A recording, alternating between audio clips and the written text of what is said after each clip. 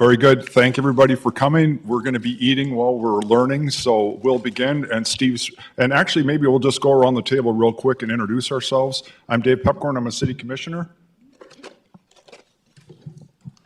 Kay Schwartzwalter, Liquor Control Board member.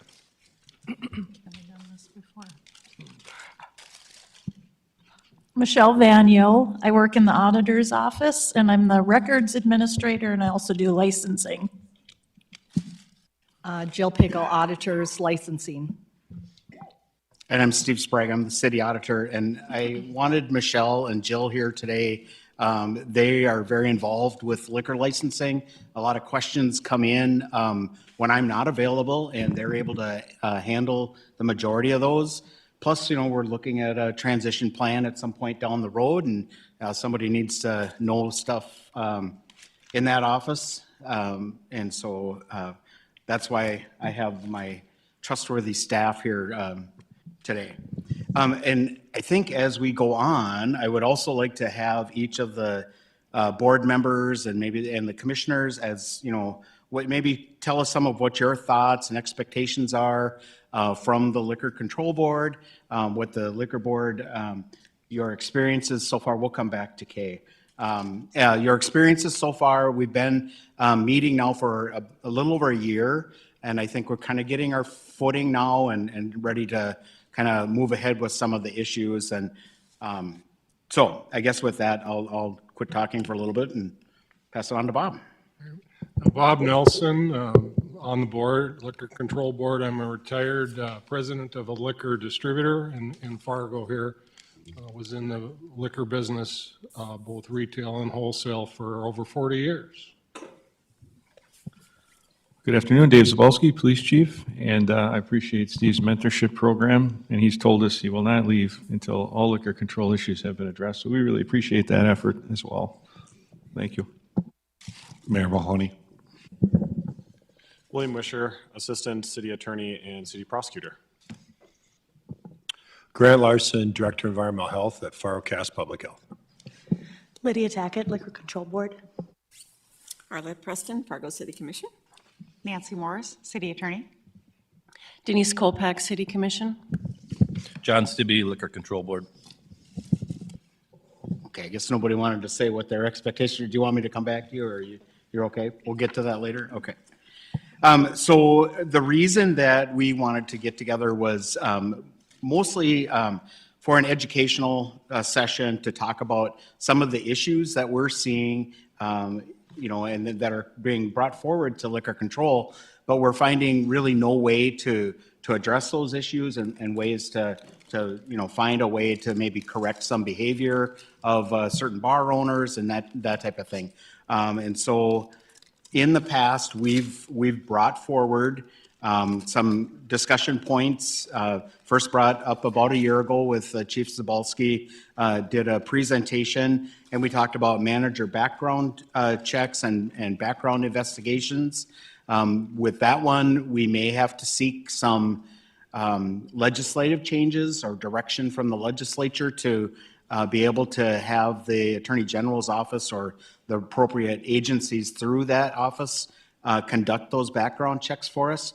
Currently, the law or the departments won't do background checks for licensing, and we have a few different licenses that we'd like to see. Taxi cabs have background checks done, and also all of the alcohol, the liquor licensing. A second change in there is the chief would like to see background checks done annually on all of the owners, because the way it currently is, if you get your liquor license and then we don't look at you again for 30 or 40 years, something could happen that would affect your having that liquor license. And so that was a goal of the chiefs also, but we have to get some of those other pieces in place. And then right now, the way the ordinances are written, we do the background check on the manager when they first start. And then if they change management, the people that are actually doing the day-to-day, they're not required to report to us. And so we've had some discussion internally as staff about how we can move that part forward and make some changes to our ordinance that would require them to do that. We are making some inroads with server training. And that was brought to the city commission that directed Nancy to make the changes to the ordinance that would take server training out of being a Fargo Cass Public Health item and put that solely on the liquor owners or the people that are the liquor licensees task to be able to make sure that their staff are 100% server trained. And we've found a good website that will provide that training. We do have some work to go there to make sure that we've closed up all the loops on that one. We talked to Liquor Control about de-escalation training, and we found a program that's out there, but it's an in-person program. And so we're working with the North Dakota Safety Council to put that together. I don't think that that'll be a mandatory thing, but I think that once we put that out there, that we can get registration and you know, if we could get 30 people to go to a class, I think that would be very beneficial. We've talked also about overhauling the penalty matrix and doing a couple of different things. One possibility is that we would do kind of a point system, kind of like your driver's license. And so if you serve a minor, it's 3 points. Or if you do refuse police into your facility, it goes to 12 points or whatever, you know, whatever those different levels are. That's a real long range and a big reach, but I think that we can get that. I think there was good support with that kind of concept. We also talked about technology, using scanners, the video. Some bars are using wands to do metal detecting and finding, you know, firearms and things and knives, that kind of thing, before they get into their facility where they can cause some problems. So those are some of the ideas that we've talked about. But today, I think the biggest part is going to be talking about over-serving in the facilities.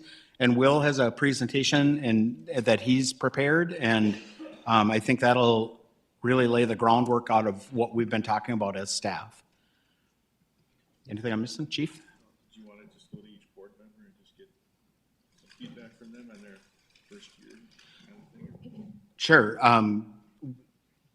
John Kay, would you like to provide any feedback on how you think the first year has gone?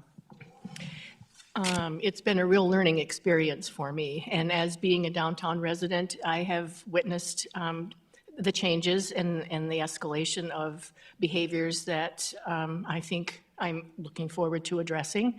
And I think we've got a great start with what we've got going here. And I appreciate everyone's work on this. Sometimes I probably come across like I'm a little impatient and I want things to happen more quickly, but bear with me. And again, I appreciate everything that you've done, and I think we've got a really great start going. So thank you. Bob, any comments? Yeah, it's been an interesting first year and a half or so, and we did have a couple of instances that were quite serious that were handled, you know, early when we started, which was an eye-opener for all of us. I think the boards work very well. We have a balance of people with different ideas, and Commissioner Pepcorn's done an excellent job leading us. And I'm also proud to say that a lot of the retailers and bar owners, et cetera, have been, you know, coming to a lot of the meetings, and a lot of them have been coming for many years and have a lot of, you know, positive things that have helped us learn, you know, their feelings too on the things we talk about. So I think it's been excellent. Steve does all the work, by the way. So. No. It's all the staff that help. And I think that Bob's right. It's absolutely important to get the industry's input. None of us are in that alcohol business. And so, you know, while some of us may run our own businesses or do some of that kind of stuff, you know, we're not attuned to what this change might do or some of those unintended consequences. So that's another reason that we tend to move very slowly, is we always seek input of the industry before we move forward. Lydia Howers, what's your first year been like? It's also been a great learning experience for me as well, and I certainly appreciate the input from all the business owners and the workers for these businesses that I've had the opportunity to talk to. I'm a big advocate for this point system. If we can do something like that where, you know, it's not a fully wiped slate every interval, but a certain number of points are lost every year. I think it benefits business owners who are doing a great job, and it more quickly puts on notice businesses who have room for improvement. So I think that allows us to do that without having to spend a lot of extra money on like additional resources necessarily. I think it's a good approach. Very good. Thank you. John, any comments? No, I think it's been interesting, just like the other folks said. I think we're kind of at an interesting time in our community because Fargo is really seeing some huge growth in downtown in the last 10 years. I started working downtown in 1988. It's changed so much, and I think it's important that this group continues to maintain a relationship with the bar owners so that we have good, clean, fun downtown, and we continue to grow and flourish. So it's been exciting. Very good. And would any of the commissioners like to make comments as to what they would like to see the Liquor Control Board moving forward, or do you want to wait till the end and make comments like that? Dave? Sorry, I just took some potato chips, so I apologize for that. To me, I'm always in favor of making improvements. To give you an example, like the online server training, that's a great thing because obviously lots of departments are doing that for all the positions. So for us, that's a great thing. So I'm in favor of that. And we have a good mixture of our group, and we have lots of good discussion. And so I think we are a pretty good group, and we have. But I do think we need to be careful that you don't act too quickly. I do agree. We do have a few bad actors that are the businesses, and we have to figure out a way. Right now, we kind of rely on, we meet with them and hopefully that they'll respond, but they're not required to. And I guess that's our main concern, that the majority are very responsible business owners, mostly because they have a lot of money involved in the ownership of the business. But there are some that, to give an example, a manager that doesn't nearly have the same passion. And so I do think we need to figure out that to me, that's one of the things that that I would like us to focus on. But I think we have a good mix, and I think we have good discussion, and I think we've made some improvements. And to me, that's the main thing. Things that we can do to make the system better. And I will say, this is just a little bit forward thinking, but eventually we're going to have to buy all these licenses back that are owned by the individual bars.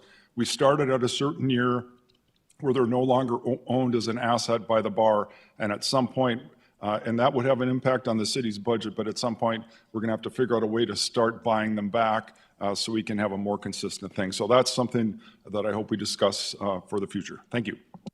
And I think your comment on bars that, once we've identified that there maybe needs to be improvements in the way they operate, and then they just, don't want to pay any attention to us. I think that's a great segue into the next section. So we'll have Will start his presentation talking about over-serving. All right, so William Wisher, Assistant City Attorney and City Prosecutor. I have the unique positions of seeing the two different paths that over-serving can be involved in. We've got the criminal path, which is normally the employee that has over-served is charged criminally. You must prove beyond a reasonable doubt. But also the administrative side, where the business could be potentially imposed with penalties like fines or suspension or revocation of their licenses. I'll be mostly focused on the administrative process here today and some improvements that could be made, but some mention of the criminal process will be probably mentioned as well. So the guideline that we'll follow today is I just want to make sure everyone understands what the current ordinance looks like, identify some of those issues that I've seen with the ordinance, suggested changes to not only the ordinance, but also the penalties, and then also suggestions of maybe revising or adding a new ordinance that would be called disorderly premises. So first, the current over-serving ordinance, 25-1509.2. This is a pretty unwieldy ordinance as is, a lot of text on there. We'll break it into 4 different pieces, but just know that this allows for criminal prosecution of normally the employee who overserves, but also sanctions to be imposed on the business. So first, the section that introduces the ordinance, it's important to know that the partner, principal, agent, employee they can all be potentially charged and are all barred from allowing consumption of alcohol beverages to an overly intoxicated person, and also serving beverage to an overly intoxicated person. The other important thing to note in this first introductory paragraph is it says they have to be impaired or intoxicated by the consumption of alcohol beverages. We'll touch on that later, but that is pretty narrow if you think of the context of people are doing drugs and coming to bars and could also potentially be served alcohol. The second section in the over-serving ordinance are the factors that are required to be looked at when determining whether the person is clearly or obviously intoxicated.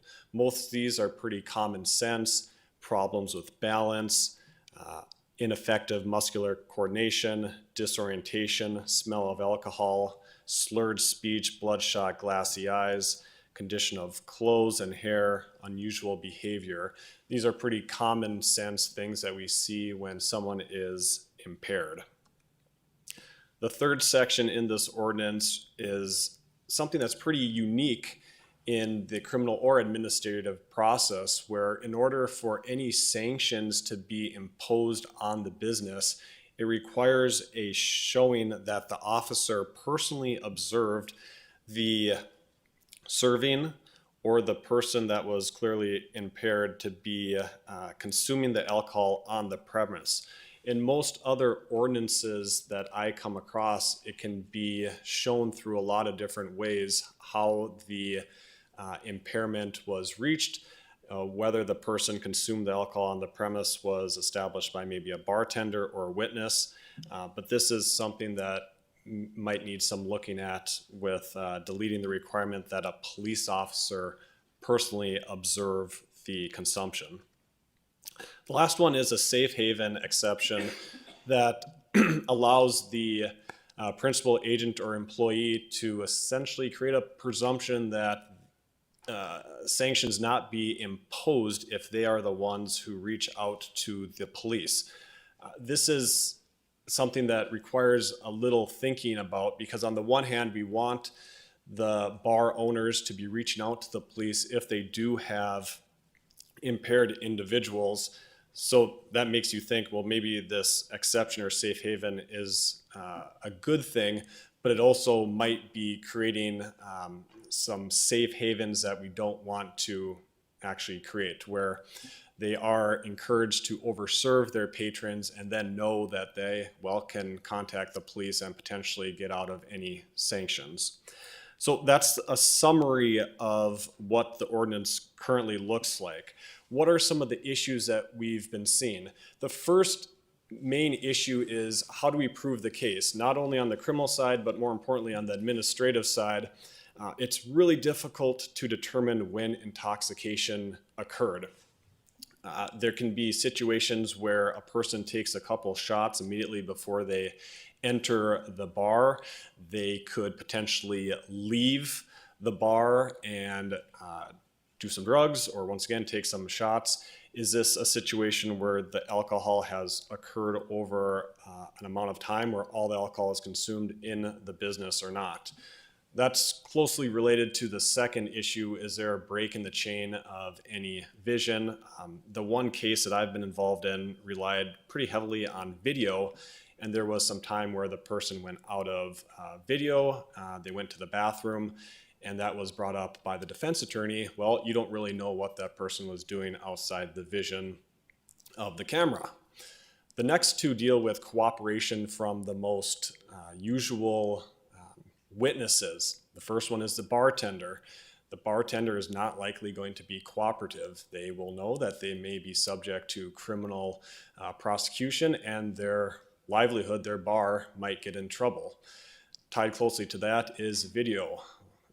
Oftentimes, the bars are not cooperative with getting video, whether it's over serving or other manners, if they know they might be getting in trouble for that type of behavior. Those are difficult things to change. However, there are some things that we could do. The second issue, or the second, third, fourth, and fifth issues, I think are more addressable. Number one, the current ordinance only focuses on alcohol, not drug impairment. We'll talk about that a little bit more. And also the current ordinance also requires the officer to personally observe the intoxication and consumption. That's something that we don't see in almost any other ordinances. And also this exception, that's a decision that I think needs to be considered, whether we want this safe haven to exist or not. And last, the penalties are really nominal. We'll talk about that in a little bit more depth here in a moment. So number one, suggested change. This is a pretty easy one. Just add impaired to the list of intoxicated. That would make sure that if a person comes into the bar and is clearly impaired, whether it's by alcohol or drugs or both, that bartender would not be able to serve that person. I think that's a pretty common change that could be made, and it's a pretty easy one. Suggested change number two is the factors. Currently, all the factors that we have focus on alcohol impairment. A suggested change would be to go through those changes or factors, see if there's any that need to be added, but most importantly, add some examples of drug impairment under letter K, anxiousness, scratching, paranoia, dry mouth, dilated pupils. There could be many others that are listed under this. Another one that was suggested was, does the person require medical treatment? That's a good example that the person was impaired. There's a suggestion potentially that maybe a presumption be created that if the person does require medical treatment, that they were actually intoxicated or impaired when they received that last drink. These are just some examples that I threw out there. They can be amended depending on what the appetite is for the board. Number three, like I mentioned, the requirement that a police officer observe the bad behavior, I don't understand why that would be necessary. Pretty easy change would just be to delete that requirement that the police officer observe this bad behavior personally. I'm concerned that potentially even a video that clearly shows bad behavior, there could be an argument made that the officer did not personally observe it. They observed the video, not the actual behavior occurring. And ultimately, if they are able to establish the police officer did not observe this behavior, that may prevent sanctions from being imposed on the business for behavior that is clearly something that we want to prevent. Suggested change number four, you could decide to get rid of this safe haven where the bar is potentially protected as long as they contact the police department about the impaired person. So those are the four main suggested changes. I think there's any amount of time that you could spend depending on what you want to make those changes be. We'll move on to next, the over-serving penalties. I only included the first three levels of what the penalties would be if the person is found to have served an intoxicated person, or if the business had allowed an intoxicated person to be served. I think it's important to look at number one, what the first offense is for a violation. This is assuming that there is a finding by the Liquor Control Board that a violation has occurred. It's just a warning. And a mandatory server training refresher course. That seems pretty light for something like over-serving that has been found by the Liquor Control Board. If there's a finding for allowing consumption of alcohol beverage on the licensed premise, same thing. It's just a warning, and once again, there's a requirement that the person, I assume, who did the over-serving take a refresher course. So what is a suggested change to potentially the penalties? I included both subsection F and G here. You could just delete the first offense and go straight to number two. Or you could just decide that maybe it's a $500 penalty or something else. In any case, there's really not much of a penalty for the business if they do violate. I think both require a look-back period of 18 months. So if there is multiple violations in there, you can get to the second offense, third offense over time. But we've only seen, I think, one of these in the last couple years, so there aren't very many that are coming. I included one last slide on the over-serving, just as an FYI. The state does have a statute that deals with over-serving. It is a Class A misdemeanor, which is a much higher criminal penalty than what the city of Fargo currently has. You could be potentially looking at a $3,000 fine and almost up to a year in jail, whereas in the city of Fargo, it's an infraction, $0 to $1,000. And remember, this is the criminal penalties, not the administrative. Now, in reality, is anyone getting a $3,000 fine and 360 days in jail from the state? No, that's not happening. I just wanted to make everyone aware that it is a much higher offense on the state level. Another interesting thing that I came upon is obviously intoxicated. The definition that the city of Fargo has is pretty special. Minnesota, Minneapolis, Kansas, Wisconsin, none of those jurisdictions define obviously intoxicated. As a prosecutor, I prefer to have specifics, and I think that's probably wise in the administrative process as well, to have a couple different factors to point to as what does obviously intoxicated or impaired mean. So it'd be my preference to keep those factors and improve upon them. Another interesting thing is dating back to 2020, only 5 charges have been authorized in Cass County. So that's the state's attorney's office under 5-0109. That's the section where over-serving is listed. However, you'll see that under that statute, there's a couple other violations that are listed. If you serve someone who's just under the age of 21 and they're not impaired, you would still be charged under 5-0109. So in short, I'm pretty confident, at least being back to 2020, the state has not authorized any over-serving charges. Last, I've only been a part of one over-serving charge case in the city of Fargo over the last 4 years. That defendant was found not guilty in municipal court, and that's where a lot of my suggestions come from. So that's everything on the over-serving. Tied closely to the over-serving is disorderly... Before you move on, Will, could I go ask a ahead. quick question? Yep. So in the case of the charges, I could go back one. In these cases, was there ever, or has there ever been an investigation following a DUI charge and tracing that back to over-serving? I don't think the focus has been on the over-serving.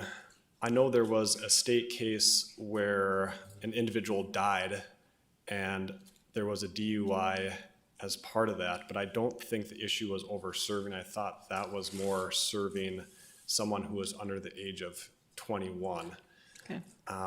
Is it possible to move forward with both charges, or is that just not feasible to do? No, you could. It would just depend on the investigation and whether, compared to everything else that was being brought forth, whether those charges would be authorized. I don't see the over-serving charge ever tied with DUIs, but that'd be something that I guess would be up to the police to decide whether to pursue or not. I guess before I get to the disorderly premise, did anyone have any questions on the over-serving portion? And I know I went pretty fast, but I can provide you the PowerPoint as well with notes afterwards. I can add a little bit to the last conversation. Well, I think what you're talking about is place of last drink. Okay, so yes, and so I think, as Will described, that would be difficult to impractical probably from an over-serving perspective, but I think that would also could be another component of an administrative approach. And so this has been used, and we used it in Wisconsin in a lot of different places. We used it in Beloit. And as part of our DUI investigation, we would ask the person where they were coming from. Sometimes it would be a private house, which would be different, but sometimes it would be a particular establishment. And that data was tracked and reported to our alcohol board, again, as part of the oversight of the licensure of the establishment. And so very similar to what Will's talking about with an administrative review of over-serving and this next topic he's going to hit on. These aren't things that we would have to prove beyond a reasonable doubt from a legal perspective, but would be information that would be presented to the board if out of 10 of our, well, example, we did our couple of saturations downtown. In 5 hours, we got 8 DUIs each time we did it. Where were those people coming from? If 6 of them were coming from the same place, that's probably significant information that would be reported to the Liquor Control Board if that was one of the things that they were considering in terms of taking action, kind of from an over-serving perspective, but tying that data in. So I think it's something that could be done administratively and would be provided to the LCB as part of this approach that we're trying to take to give you more ability to address these on a licensure side than having to prove in a legal perspective a violation of an ordinance. Was there any other questions about the over-serving ordinance and suggested changes or penalties? Okay, moving on to disorderly premises. There is currently a disorderly premise ordinance on the books. This was used against Club Africa. You'll see under subsection B, the remedies or things that you can do for a violation of this ordinance are pretty limited. It's just suspend or revoke. I think of this one as the hammer. There's no set steps like other ordinance violations where first offense you get a warning, second offense maybe it's a fine, third offense there's a revocation. This is saying under subsection 6, if it's so bad that it's disturbing the peace, disorderly conduct, or other violations of federal, state, or city law, then the city is going to shut you down. So there is currently something that the city has to work with when the behavior has gotten so bad that either suspension or revocation is appropriate. It may make sense to do a disorderly premise light, something that allows maybe the business is not as bad as like a Club Africa, but maybe they're experiencing a lot of smaller issues that are difficult to really get a single violation, to really pinpoint something like that, where there would be an increasing steps that would ultimately result in some sort of punishment. On top of that, it's always nice on the criminal perspective to have something available for the prosecution to charge potentially the manager with for allowing a disorderly premise to take place. Currently, there is not a disorderly premise criminal statute available. So on the criminal side, it would be nice to have something like that. So that's what we have on disorderly premise. So just to summarize what I've talked about today, over-serving is a difficult charge to prove, but I do think some changes can be made to the current ordinance that would make establishing a conviction on the criminal side and also imposing penalties, I wrote easier, but probably more fair, where some of these bad actors are not getting away with the behavior that they're allowing to take place in their businesses. In addition, the administrative penalties for over-serving or allowing over-serving, it's nominal. There's really no stick attached if there is a violation. And last, the disorderly premise ordinance could use some tuning up or potentially a creation of a new ordinance that would give the Liquor Control Board and City Commission a little bit more flexibility when there is some bad behavior occurring in these bars, but not bad enough where it's either suspension or revocation. So I went through that pretty quickly. I know that we have some other things that need to be discussed. Any questions from anyone at this time? And again, thank you, Will. And again, these are just concepts that as staff, we've been discussing and trying to figure out ways that we can address the behaviors of certain businesses that haven't voluntarily made corrections. Right now, we just don't have the tools in the toolkit to do the things that we would like to get done. So I guess, you know, in the interest of time and with the rest of the presentation, we'll ask the chief to talk to us about background checks and license renewal checks. Thanks, Steve. As you may recall from last December's presentation and a couple that we did this year as well, we've also recommended that we do some things differently in terms of our background checks of our licensees and also adding in backgrounds of the managers. And so we've had a lot of issues that have come before you over the last year relative to both. Currently, when you get your license and you're the licensee, we do one check, and then there's no check upon renewal. So you just automatically keep your license. So what can happen from year to year, of course, is that licensee could be involved in some kind of criminal activity for which the board would deem they should not be running a licensed establishment. Drunk drivings, narcotics, fraud, theft, etc., those types of things are unknown to us after that initial licensee is awarded their license and throughout the course of that, of their ownership of that establishment.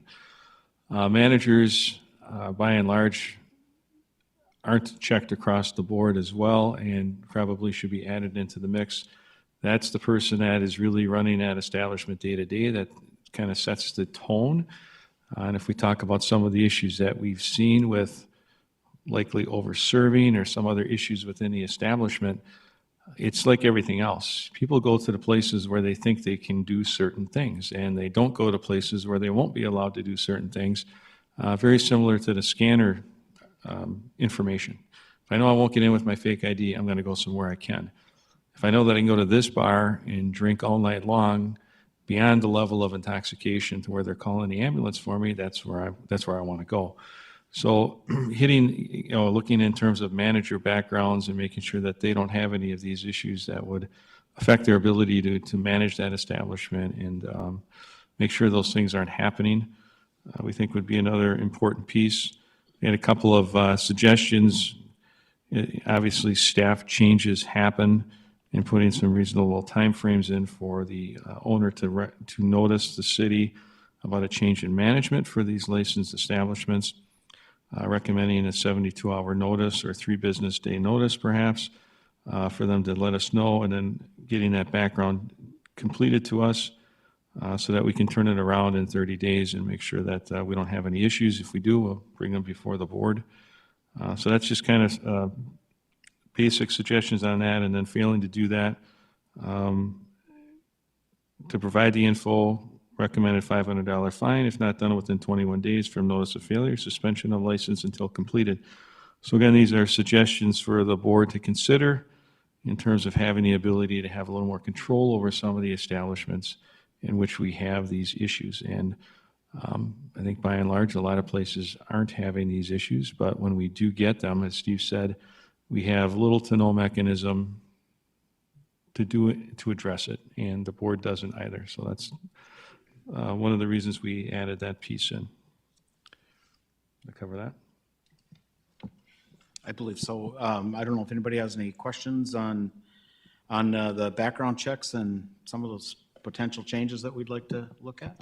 Steve, can I ask a question? Sure. So do we have examples of other cities where, and I guess I have the question to the staff, isn't that going to create more work? Let's say that if each year the owners have to have a background check, who's going to pay for that? Who's going to do all the work, and how is that going to be paid for? So, thanks. So, again, it's still under discussion, but one of the concepts that we were considering was similar to what we're talking about with server training, and put that back on the owner, and so that they would request their own background check through services that we would tell them these are where you go to get your background check. and then they would provide them to us, and then PD staff would review them to see that, you know, that if there were any incidents or anything in concern. So the chief said, yes, the first year, since we haven't done any and we have 200 licensees, it would take a while to get caught up, right? But after that, ongoing, you would only be looking at the 1 year's history. Did anything happen in the last year? And so that would simplify it some, and so. Can I ask one more? So the background check, would it be similar? Is it the same one that they do for, I don't know what the police use now? Could you talk a little bit about that? Yeah, currently, we are also limited in to the extent we can check. And Nancy and I have been working on addressing century code and talking to some people about how we might be able to do that. Ideally, it would run through the North Dakota Bureau of Criminal Investigation, and they would run that FBI check so that we could check someone nationally across the board. And we do have a lot of people that don't live in North Dakota that are owners, managers here, so I think that would be pretty important. As an example, another state in Wisconsin, by law, every year when you renew, you have to get a new FBI check that runs through the police department. You can set up an electronic process. I mean, a lot of the things that we talk about too would require some IT upgrades to our current process so that it's easy for people to do and helps speed that process up. And I think another suggestion for you to consider might be, instead of everyone at the same time, you going forward split your renewals, you know, half, maybe 100 in June and another 100 6 months down the road, so that it's more manageable of a workload. Because the first, doing this right out of the gate will be a large workload in that first go around. And if we're able to split the workload and then going forward, as Steve said, it's an easier check, because if we've done the initial check, all we need to do is what's happened in the last year. And if it's nothing, that's a pretty quick return.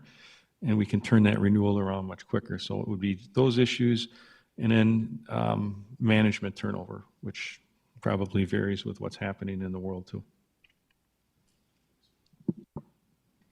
Okay. Yeah, So, go ahead.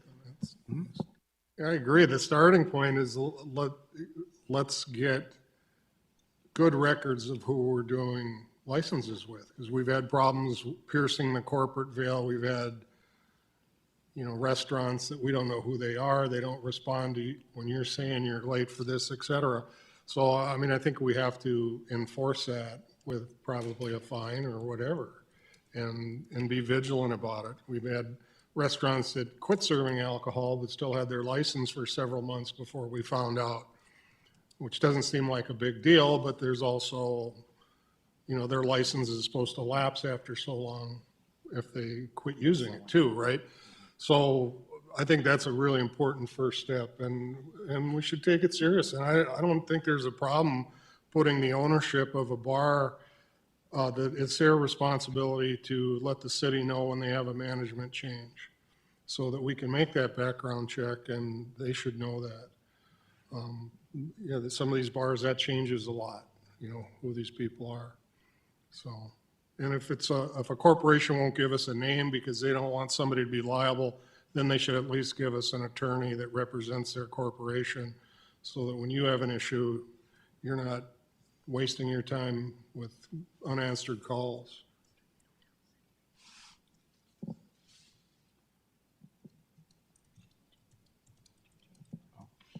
Yeah, Jill was just reminding me that a lot of times we don't find out about the ownership change or the manager change until it's renewal time, and then we get a renewal sheet in and find out that there's different parties involved and different players, and so I think that there's a lot of room for growth. So, Chief? Absolutely. And so Steve will send us a list of the non-responders, and so we're taking cops to go and do this, and we go to the establishment to find out, just what we said, either they're no longer open or they've decided not to serve alcohol. We don't have any idea that that's going on, or who's running it. So, from a city auditor staff perspective, when license renewal time comes around, we really, and I've got to, you know, temper the comments a little bit, but, you know, 99% of the bar owners are great, and they get all of, you know, the I's dotted and the T's crossed, but very frustrating when the amount of effort that we put in to get them so they can be renewed and do,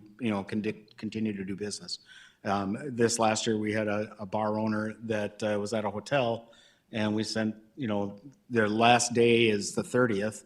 So on the 1st, we sent the police out, and I think the 1st this year was on a Friday, and they went in and they said, let's see your current license. They didn't have their current license, so they shut them down until Monday when we were back in the office. That bar owner wasn't happy, but it wasn't our fault, right? It's his fault for not following through. So anyway, that's enough of me venting.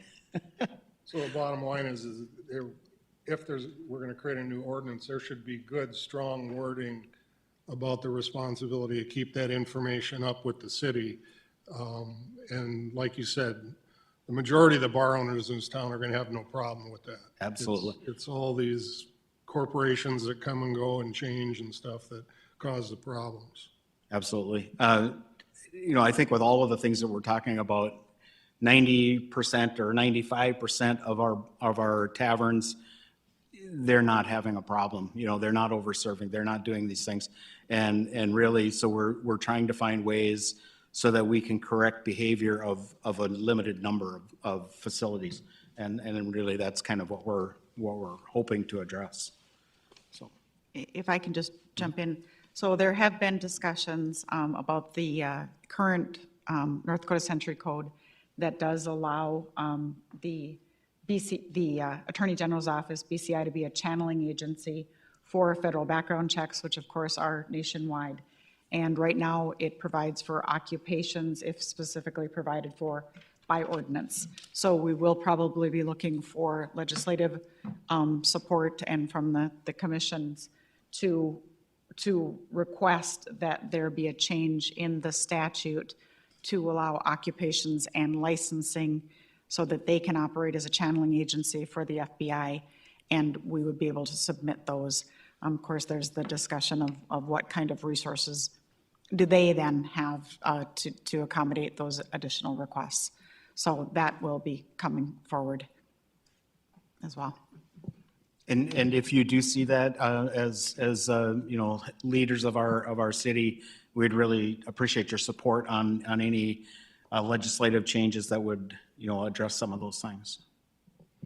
So I think the next item then is to talk about technology uses, scanners, videos, metal detectors, things like that. Chief? Thank you, sir. And this is more for consideration as we kind of move forward. We've talked a lot about scanners. I think as you go to other cities, and I'm still in a search mode with other municipalities in terms of actual language that they may use if there is things in their ordinances that require some of these items. I'm certain that there are some out there, so I'm seeking that out. But it's pretty common in the industry, even the places you go where they may not have ordinances. If you go to any bar in Minneapolis or other cities, you're walking in, they're scanning your ID, and then it's a great way to check for the underage drinking and all that kind of stuff. So that's a discussion point. I couldn't tell you at this juncture that there's any municipalities that pay for that. Normally that would be looked at as a business expense, but those are all discussions that would have to be had if we were going to consider that as part of a requirement. And then there's the technology piece of what are the parameters for the scanners, what must they do from an IT perspective. So we're still being researched, but I think as an idea, I think it's still something good to consider. The places that have used them are having a lot of success, and I think we're seeing that we're seeing less underage issues in those establishments, and I'm sure they're going places where they can get in. The other considerations we talked about are video, requiring video of some type in an establishment. We'll research some other cities and ordinances on that as well, but there's a benefit both to the establishment for safe operations, internal issues that they might have, liability, but also criminal activity that may occur in some of the establishments. As we know that video has helped us a lot in criminal investigations that may have nothing to do with the bar, simply things that have happened inside of those establishments. That's been helpful that we were able to get that video through legal means. But again, the consideration of requiring that, we have some establishments that have no video coverage at all. That came to light maybe a year or so ago when we started to get some complaints about people who thought they were being drugged in some of our establishments. And so we would go back and try and investigate that. And there's no video for us to look at. So again, there's multiple applications, probably a lot of discussion about what minimum requirements would be needed for video if that was something that we decided to do as a board and a commission. And then the last piece on wanding, screening, that kind of thing. There are some, at least one that I'm aware of that's doing that on their own. I think, we have seen some instances where we have people carrying weapons, especially in our downtown bar scene area, and we've had some instances where we've made a lot of arrests and investigated some incidents. That doesn't preclude people from keeping them in their cars after the bars are closed, but might be something to consider just in terms of safety of the patrons inside a particular licensed premise that we may want to consider, again, from a board and commission perspective, if that's something that we would like to require or in some way encourage. Again, so really just a lot of just throwing those ideas out there for you to think about as we kind of move forward. These aren't things that we're ready to, those things are not ready to move at this juncture. I think the other items that we've discussed, we feel that we are in a position to start moving some of those forward if the board would like to entertain them. So any other questions on any of the technology? I've got a quick comment on that, Chief. First of all, right now, a lot of people have done it, and a lot of them have been based on your recommendation. And Dave has been, both of you guys have gotten out in the street, and I know your other officers have had meetings. So everybody should know that the department has been very involved, and chief's been to all our meetings, and so the first steps are there, and the vast majority, I think most of them, maybe one or two haven't, have agreed, okay, I'll put in a scanner or I'll put in a video. And I think also most of them have agreed to share video with you. So we're on to a good step. The question that we've talked about in our meetings is, should this be required, and should it be part of its ordinance? Is there a fairness factor? A big bar, nightclub should have them, and they should do it on their own. Do we want to take that down to the level of some little mom and pop restaurant or whatever also has to have a scanner and video and incur those costs? And then the other question that comes up is, how fast will technology change on this? Some of the bar owners shared some stories with us. These these scanners have been extremely effective, but we also suspect that it's going to be like a computer. They're going to need to be updated at some point. What is that cycle going to be as the crooks figure out how to beat them? We don't really know that yet, but I've been impressed what you guys, have done and been out on the street talking to the problem bars and gotten several of them to agree, okay, we'll put in a scanner, we'll put in a video. So. Well, I think those are really good comments, and absolutely right. Technology is always going to advance, and just like all of us have to do with everything, we have to advance along with it. Another thing to consider, if it's not an ordinance requirement, is to put those provisions in place, to give yourself the ability to put those provisions in place as a sanction against a particular establishment that has these issues. We do our compliance checks, and when we have the same place, and again, there's considerations between it, just a standard bar and a restaurant bar, and I think all of that would have to be thought about and detailed in any ordinance application.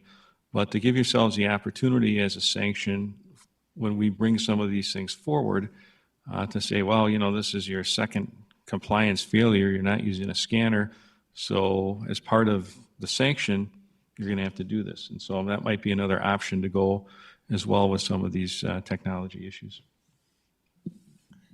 If I could just say something here, I feel like I'm having deja vu here, because I remember a lot of these conversations happening when Chief Magnus was here. Steve, you and I probably are the only ones around this table that were here at that time. So making it a requirement, however that would happen, is important, because I think we lost ground in probably the past 20 years since some of the changes were made 20, 25 years ago. So getting it into an ordinance or getting it as part of the requirement of licensing just makes it more sustainable over time. Chief Zabolski's not going to be here forever. The commission will change, the liquor control board will change. We need to get that standardized, it seems to me. Thank you for your comments. The presentation that Will made on the over-serving was, that over-serving ordinance came about when Chief Magnus was here. And so, it's good to look at those things again and see, what we can do. I really like the chief's idea that, if you have a compliance failure, now you're required to get the scanner. Maybe it's not a requirement for everybody to begin with, but, we had one restaurant that failed 2 times in 2 months. And, that's one that maybe you don't make all the restaurants, but boy, if you can't do it, do the compliance check and pass that, then maybe that's something that they're required to do. But those are all, we just want to, again, present things for everybody to think about, and how do we want to move forward? And speaking of moving forward, talking about future issues, and I've got Nancy down to talk about penalty structure, and then I think we'll probably both weigh in a little bit on. Steve, before we move on, I would like to bring up the point about some certain types of establishments where they have different age restrictions for, people to come in, like some restaurants are allowed to have younger people come in until a certain time or something like that, versus like a club where everyone needs to be a certain age.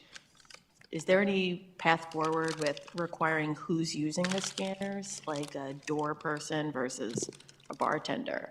I'd like to see in some of these have to be 21 and up places that it might make it easier on everybody if the door person is using the scanner specifically, and that we encourage that.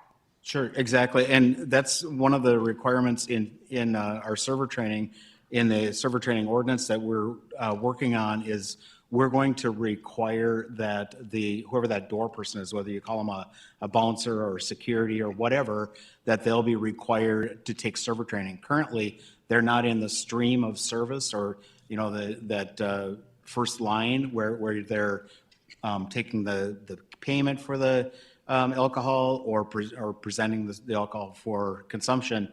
And so they're not required under the current ordinance to have server training. And yet so many of the servers are depending on that bouncer, door person, security person to be the one that's doing the carding. And so certainly I think that by adding that person into the mix of people that are required to have it, and then encouraging those facilities that are using that kind of person to use those scanners. We know of certain bars downtown that have implemented that, and they went out and got a top of the line scanner, and they've cut way down on the people that are trying to get in. Like the chief said, if they're not going to get in, they're not going to, the minors aren't going to try to go there. So Nancy, would you like to talk about the penalty structure? Sure, and this is a discussion we've been having over time, both with respect to kind of the license category overhaul and the penalty structure. And so I really just wanted to put that out there, that we're looking for some direction as to whether or not this is something the board and the city commission want to take on. I think they're kind of more of a long-term kinds of discussions. A lot of the discussions even today have been the little bites at the apple. What will we do with respect to a first violation of an over-serving? What will you do with respect to a disorderly premise, kinds of things? Those are smaller bites that will then probably be rolled into a full remake of the penalty structure. The discussion of having the point system, we know it works for driver's licenses. They eventually have enough violations that they are not able to, one, get insurance or be able to get their license again.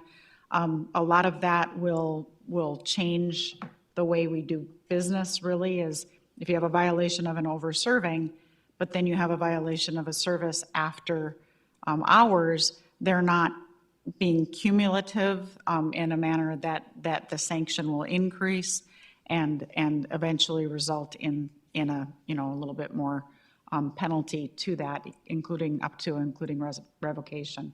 So I really wanted to just have that discussion point. It works when we actually see the violations brought to Liquor Control Board and they are enforced. Right now we're seeing the liquor establishment forms, and I know the question has been, we're getting this information, but what can we do with this information when we're seeing the patterns and practices? Those might be going to the disorderly premise, and disorderly premise might have a certain number of points attributed to it, and as those points add up, there would be increasing penalties, and if there are a certain number of time that there are no points, they could reduce points. But we're really looking for some direction from the board and city commission for how do you want that to go forward, and let's talk about timing of that more long-term, because really there are some things we can do soon. As if there's a motion by Liquor Control Board to change the over-serving and the penalties, we'll run it up to City Commission. If City Commission approves, then we will work on the ordinance changes, just as we're doing with the server training. The other thing that we're talking about, and this has been in discussions for longer than I've been an assistant city attorney and city attorney now, is the license category overhaul. That really does bring into play are the existing license grandfathered? Do they have an opportunity to apply for a new license? A lot of the jurisdictions that I've looked at really are, do you sell alcohol or not? What do you sell? And in what kind of, what other rules?